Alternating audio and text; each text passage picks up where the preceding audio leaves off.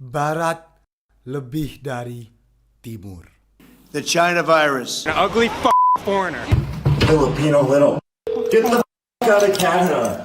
Bukan itu yang kami maksud. Kalian sadar gak sih? Yang tadi itu gak cuma terjadi antara kita dan mereka, tapi juga antara kita dan kita. Video ini berbeda dari video-video kami yang lainnya. Karena video ini kami persembahkan untuk Papa.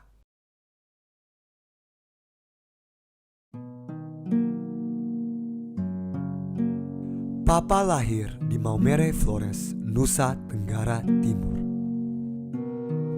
Hari ini, tanggal 24 Januari, adalah ulang tahun Papa. Papa itu seorang pejuang, aktivis, dan juga orang yang sangat amat idealis. Papa sudah meninggal tanggal 29 Juli 2019 lalu.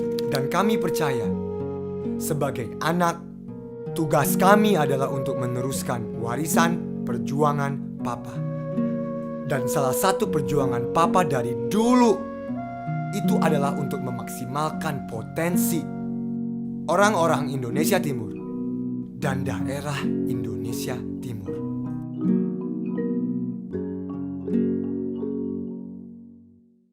Sejauh apa orang Indonesia tahu tentang Indonesia Timur? Oke. Di mana itu Palu? Palu. Terus tahu gue Palu tuh di Sumatera. Palu Sulawesi. Cari aja deh yang bentuknya mirip Palu. Palu di sini. Palu tuh di ujung-ujung sini setahu gue. Bentar. Sini. Palu. Sini. Palu. Sini kali di atas huruf K. Palu itu di sini nih. Gue tahu gue orang Sulawesi, bro. NTT, Nusa Tenggara Timur. NTT. Shit, kok gue ngerasa salah ya? Tapi seingat gue daerah sini deh. NTT tuh yang ini nih kalau nggak salah. Di sini pokoknya timur kan, BUT ya di sini. NTT. Ini Sumatera, ini sini. NTT di sini. Ini kayak Bali. NTT tuh kayak di sini gitu loh. Flores tuh di Maluku atau di Papua, Bang? Flores adanya di Papua. Bukan di NTT ya? Bukan. Flores itu ada di Maluku atau di Papua? Flores itu ada di Maluku. Hah? Iya, Maluku. Flores, iya. Flores iya di Maluku. Bener. Maluku. Maluku atau NTT? NTT. Bukan Maluku, bukan Papua. Flores itu di NTT. Wih deh, canggih. Flores di NTT. Wih deh, canggih. Flores itu di Maluku. Iya. Kalau Flores itu di Papua atau di Maluku sih, Bang? Flores itu kan timur Nusa Tenggara, Maluku. Arah Maluku dia. Terima kasih kepada teman-teman dari Creative Fox dan eBand yang telah membantu kita melaksanakan survei itu. Menurut Kajo, wajar kalau orang-orang yang ditanya itu nggak begitu kenal atau nggak begitu tahu tentang Indonesia Timur. Karena sebenarnya ada beberapa faktor. Pertama, mari kita mendefinisikan daerah Indonesia Timur. Daerah Indonesia Timur adalah sebuah kawasan di bagian timur Indonesia yang meliputi Sulawesi, Kepulauan Nusa Tenggara, Bali, Kepulauan Maluku, dan Papua. Tahukah kalian kalau jumlah penduduk di Indonesia Timur lebih sedikit dibanding Indonesia Barat? Mari kita lihat jumlah penduduknya. Jumlah penduduk di Indonesia Timur sekitar 40 juta orang. Jumlah penduduk di Indonesia Barat sekitar 220 juta orang. Mungkin karena jumlah kita lebih sedikit, kita diabaikan. Berarti secara perhitungan cepat, ada sekitar 1/5 atau 1/6. Berarti setiap kali ada 55 orang atau 60 orang, ada 10 orang yang dari Indonesia Timur atau berparas Indonesia Timur. Itu dalam kondisi tercampur sempurna. Tapi kan negara kita tidak tercampur secara sempurna. Pasti banyak orang timur yang tetap di timur, banyak orang barat yang tetap di barat. Jadi emang kalau secara matematika tadi, jarang sekali kita keluar dari rumah kita dan kita melihat orang timur bagi yang tinggal di barat. Oke, tapi bagaimana bagi mereka yang orang timur yang tinggal di timur? Pertanyaan yang bagus. Orang yang di timur tentunya kalau keluar rumah, dia pasti akan menemukan orang timur lainnya atau orang yang parasnya sama dengan dirinya. Namun, ketika dia pulang lagi ke rumah dan dia nonton TV, dia ke Entertainment Indonesia, apa yang sebenarnya dia lihat? Faktor keduanya adalah entertainment. Lebih tepatnya, media. Coba kita lihat di tahun lalu, di tahun 2020. Apa aja sih yang sering dibicarakan? Atau apa aja yang going viral? Film pendek Tilik, Odading Mangoleh, Pencekalan Anjay, Tarik Sis, Semongko. apalagi ya? Di awal tahun tuh ada yang sempet bahas Culametan. Met. Culametan. Met. Andovi, terima kasih. Oke? Nggak usah met. Jadi bisa kita lihat dari topik-topik yang sering diperbincangkan atau yang going viral, jarang yang datang dari Indonesia Timur. Tetapi ini lebih dari keviralan sih Andovi. Ini menurut Kajo, kedekatan seorang penonton atau inspirasi seorang penonton yang didapatkan dari karakter utama. Jarang sekali karakter utama, sebut aja dia pria karakter utamanya ya, yang jatuh cinta atau yang bertarung dengan penjahat atau menyelamatkan teman-temannya, itu karakter berparas Indonesia Timur, berparas Melanesian lebih tepatnya.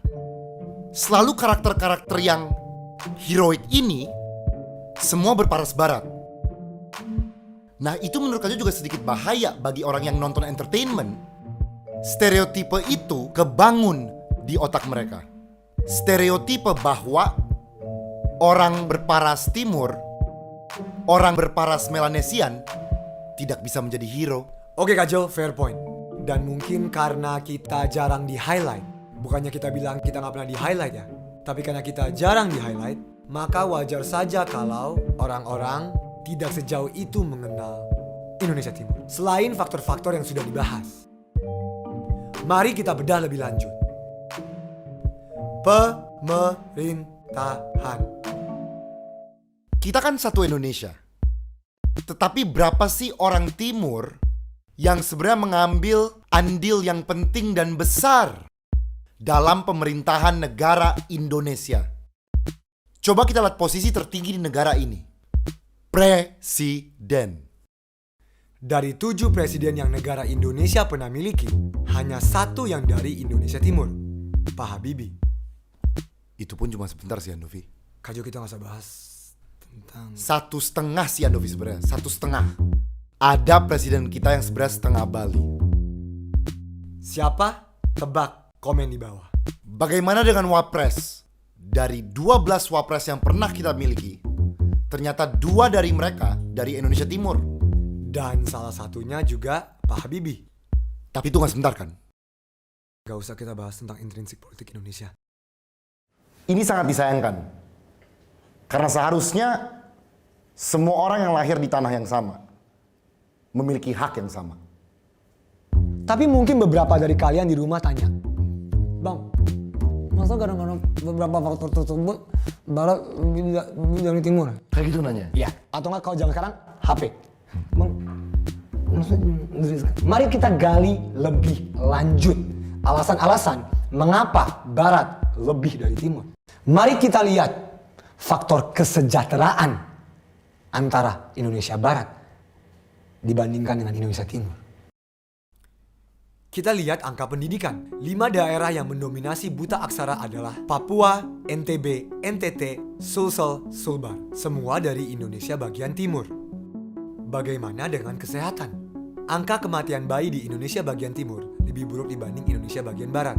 Persentase AKB, angka kematian bayi di Indonesia bagian barat, 0,99%, sedangkan Indonesia bagian timur 1,22%. Persentase AKB di Indonesia bagian timur lebih tinggi daripada Indonesia bagian barat. Padahal bayi yang lahir di Indonesia bagian barat lebih banyak. Coba kita lihat pembangunan.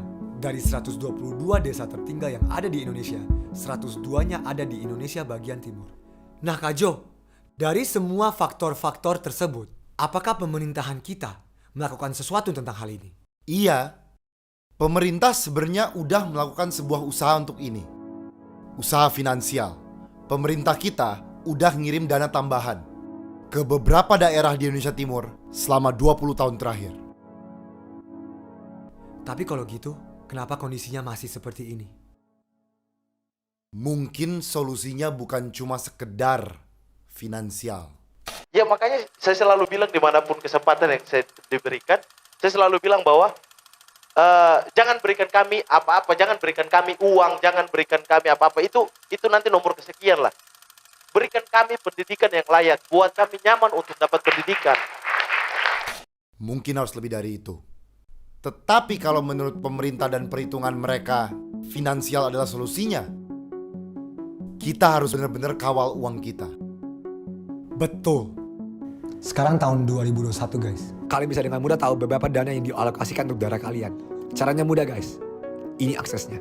Kalau kalian sudah tahu cara akses informasinya, pertanyakan jika kalian merasa ada yang janggal. Sudah waktunya kita, mau Indonesia Timur atau bagian Barat, jadi bangsa yang cerdas. Kita harus kuat. Kawal uang kita. Dan kalian bisa akses informasi itu di link ini. Dan semakin kalian pertanyakan sebenarnya, semakin resah juga pemimpin-pemimpin untuk memainkan dana-dana tersebut. Betul. Kalau nggak pernah ditanya juga ngapain dibahas juga. Dari tadi pembahasannya cuma angka-angka dan statistika. Tapi apakah masalah kita cuma di angka dan statistik, Andovi? Enggak, Kak Jo. Ada masalah yang tidak dapat dihitung. Masalah yang tidak terlihat, tapi terasa. Tidak menyerang logika, tapi rasa. Rasisme. Sadar gak sih kalau rasisme itu masih mengakar dan sering terjadi di sekitar kita? Mungkin beberapa dari kalian tidak setuju dengan statement barusan. Mungkin beberapa dari kalian merasa Indonesia itu Bhinneka Tunggal Ika. Indonesia itu baik. Indonesia itu tidak rasis. Indonesia orang-orang ramah, orang-orang baik, sopan santun. Sopan santun. Iya, ini semua benar. Tapi terkadang itu hanya di permukaan. Dan ada yang mengakar secara tidak sadar di budaya kita, yaitu rasisme. Sebagai contoh ya, gua tuh sering waktu gua muda, gua ke acara dengan orang tua. Bokap kita orang Flores, seperti yang kalian ketahui dari awal video ini. Sedangkan mama itu orang Manado. Jadi ya kalau secara tampilan warna, papa itu hitam dan mama itu putih. Makanya ujungnya anak-anaknya semua mau cappuccino di tengah. Lihat nih. Ini vanilla latte. Ini mocha frappuccino. Inilah yang terjadi. Seringkali ketika malam sudah mulai luas, orang udah mulai bercanda. Banyak bercandaan yang keluar seperti, Hen itu nama mama. Hen, lo kok mau sama Lopez? Itu mengartikan, lo yang putih kok mau sih sama yang hitam? Nah, itu hal-hal yang jujur gue dari kecil gue gak pernah pikirin. Karena sejak dari gue lahir, gue udah terbiasa setengah keluarga gue putih, setengah keluarga gue hitam. Di gue gak ada bedanya sama sekali. Mau lo putih, mau lo hitam, semua ada baik buruknya masing-masing. Gue besarnya seperti itu. Tapi jelas-jelas di luar kehidupan gue, banyak yang merasa hal yang berbeda, banyak yang mengutarakan hal-hal yang berbeda.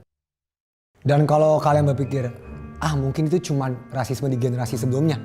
Generasi mama papa kita. Bukti nyatanya, gua secara pribadi juga mengalami rasisme. Di generasi Andovi.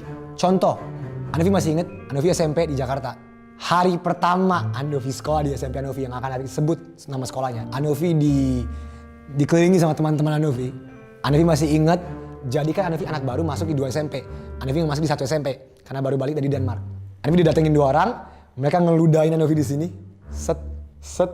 Segila, lu ngapain di sini monyet? Dan itu jadi pas Andovi kelas 2 SMP. Masalahnya, gue tuh gak bisa digituin. Gue berantem balik. Jadi, tapi gak banyak orang yang kayak gue, yang mentalnya gue gak boleh digituin. Banyak orang-orang Indonesia Timur bakal merasa, shit, why is this happening to me? Cita-cita rasisme ini tuh menurut Andovi dan Kak Jo beruntung. Kita beruntung karena paras kita gini, setengah. Jujur aja guys, kita setengah. Karena kita setengah, kita masih tanda kutip aman, tanda kutip. Bisa main di 2 sisi. Bisa main di 2 sisi nih. Ya. Tapi gue tahu secara pribadi cerita teman-teman gue dari Indonesia Timur. Yang murni Melanesian. Betul. Dan cita-cita rasisme mereka yang mereka hadapi. Itu jauh lebih parah. Jauh lebih parah. Sekarang kan kita sebagai mahasiswa adik-adik saya mahasiswa di beberapa daerah sudah takut untuk bagaimana lagi kita mau bersikap gitu. Kita datang merantau jauh-jauh dengan susah payah, lalu kita di satu daerah mendapatkan hal-hal seperti ini. Sebenarnya yang harus kita dibilang tertinggal, tidak terpelajar dan sebagainya macam. Sebenarnya yang tidak terpelajar siapa sih bingung? Sering sekali kami mengalami rasisme, diskriminasi itu kami sudah sangat sering sekali. Anjing bibirnya tebal, goblok. Ambon anjing, congor lu tebal tuh, goblok. Itu sempat ada ibu dosen yang mengatakan kepada saya bahwa itu kenapa ya kalian orang Papua badannya bau, dekil. Monyet. Apa? Oh, inilah kelakuan bocah-bocah di Indonesia. Yang pertama hati saya terpukul gitu dengan sebutan ya monyet istilahnya. Mungkin beberapa dari kalian masih menganggap kalau wajar saja Indonesia Barat lebih dari Indonesia Timur. Karena memang kemampuan Indonesia Barat lebih hebat daripada Indonesia Timur. Tapi itu tidak benar. Berikut adalah contoh dan cerita nyata dari seorang Profesor Yohanes Surya. Ini dia Profesor Yohanes Surya, seorang fisikawan yang sangat berjasa untuk Indonesia. Prof. Yohanes datang ke Tolikara, Papua, daerah pegunungan yang indeks pembangunan manusianya paling rendah di Indonesia. Prof. Yohanes minta ke bupati-bupati di Papua, kasih saya anak-anak paling bodoh yang ada di Papua. Saya akan jadikan mereka juara dunia. Didatangkanlah anak-anak yang dianggap paling bodoh di Papua. Ada anak berusia 12 tahun yang sudah tidak naik kelas 4 tahun, namanya Albertina Baenal. Ada juga yang datang dari Yahukimo, sebuah hutan pedalaman di Papua yang membaca menulis pun mereka nggak bisa. Tapi setelah dilatih selama 1-2 tahun oleh Prof. Yohanes, di Olimpiade tingkat Asia, 12 anak Papua ikut dan mereka merebut 4 medali emas, 5 perak, dan 3 perunggu. Albertina Baenal, anak yang tidak naik kelas 4 tahun mengikuti Olimpiade robot dan mendapatkan medali perak dan medali emas di tingkat nasional. Ternyata tidak ada yang tidak mungkin. Tidak ada anak yang bodoh, yang ada hanyalah anak yang tidak atau belum mendapatkan kesempatan belajar dengan guru yang tepat dan metode yang tepat.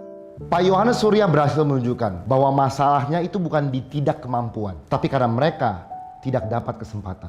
Ketika semua orang dapat kesempatan yang sama, semua orang dapat mengembangkan potensi mereka masing-masing setinggi mungkin. Tapi Kak Jo, jujur, terkadang itu susah bagi kita untuk mengembangkan potensi diri kita masing-masing. Jika masyarakat sudah mencap atau memberi label stereotipe tertentu bagi orang-orang Indonesia Timur. Kasar, bodoh, miskin, rusuh, berisik, pemabok, preman, bau, tertinggal. Dan gua nggak pungkiri, stereotipe itu datang dari keadaan yang nyata. Dan emang ada beberapa orang yang seperti itu. Tapi juga ada beberapa orang yang seperti ini. Halo, nama saya Baskara Putra, dikenal juga sebagai Hindia, merupakan vokalis Fish atau seorang solois, produser dan pemilik label rekaman. Saya Komisaris Jenderal Polisi Purnawirawan Goris Mere. Halo, saya Gamaliel dan saya adalah seorang pekerja seni. Halo, nama saya Grand Prix, saya adalah dosen di Institut Teknologi Bandung. Pada tahun 2017 saya dinobatkan sebagai doktor termuda di Indonesia pada usia 24 tahun. Saya Marian Jola, saya adalah musisi penyanyi. Saya Audrita Peru, saya adalah seorang musisi. Perkenalkan, nama saya Domingos Fonseca. Saya adalah konten kreator yang suka membahas hal-hal seputar Nusa Tenggara Timur. Saya Ansel Da Lopez, 40 tahun bekerja sebagai wartawan, diantaranya 32 tahun sebagai wartawan harian Kompas. Pernah juga menjadi anggota DPR RI selama 3 tahun. Afra Tangdiela Da Lopez. Saya adalah dokter kandungan dan kebidanan lulusan FKUI.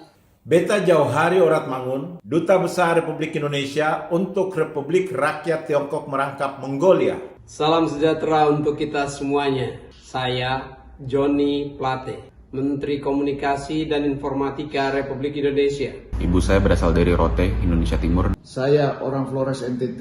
Saya dari Sabu, Nusa Tenggara Timur. Dan saya adalah Rambu Sumba, Nona Rote. Saya berasal dari Atambua. Lahir di Ruteng, Nusa Tenggara Timur. Kelahiran Maumere, Flores. Dalam diri saya mengalir darah orang Flores. Beta berasal dari Tanimbar, Maluku, dan Minahasa, Sulawesi Utara. Saya orang Indonesia Timur. Saya orang Indonesia Timur. Dan saya adalah orang Indonesia Timur. Saya orang Indonesia Timur. Dari timur Indonesia. Saya dari Indonesia Timur. Dari Indonesia Timur. Saya orang Indonesia Timur. Beta Indonesia Timur. Dan saya orang Indonesia Timur. Nama saya Azevedo Andovi Reska Adhikara da Lopez. Dan saya Antonino Infloresca Jovialsra da Lopez. Dan kami adalah Skinny Indonesian 24.